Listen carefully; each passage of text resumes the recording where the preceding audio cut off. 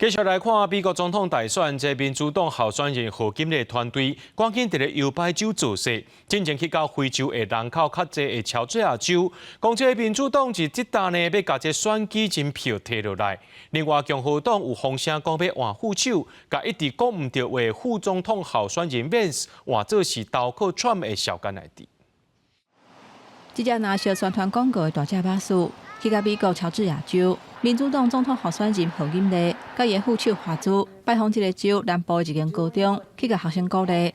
乔治亚州是关键州之一，非裔选民就占1/3，尤其伫南部，非裔人口是占上济。总统拜登顶个月宣布无要竞选连任进前，共和党候选人川普伫乔治亚州的民调是明显领先，互一寡非裔选民对民主党是感觉真失望。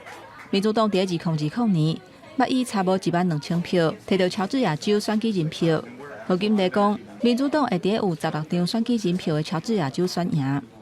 另外一边，共和党副总统候选人范斯伫威斯康辛州造势。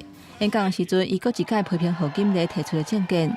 顶一日，伊针对美国2021年为阿富汗撤军、历史13个军人死亡的代志，讲何锦丽伫任内对这件代志是拢结外挂，让那范斯甲纠缠的言论嘛引起争议。 And she wants to yell at Donald Trump because he showed up. She can go to hell. 这并不是范斯头一届发言不当，选民对伊的观感是一直拢无较好。加上顶一日，不属于民主党的独立参选人小罗伯甘乃迪宣布加入川普的团队，和共和党换副手的讨论是赢杯。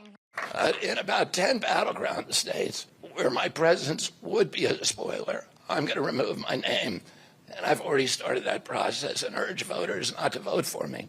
小罗伯甘乃迪今年70岁，是生在政治世家，英国捌伫民主党下底，伫党内竞争失败了后，就退党独立参选总统。规个家族是真无认同，伊伫顶礼拜开始就暂停竞选活动，转做支持共和党的川普。路透社报道，甘乃迪希望甲川普交换条件达成协议，伫川普政府内底担任职务。 要拿换副手的期限是9月7日。公司新闻，牛眼编译。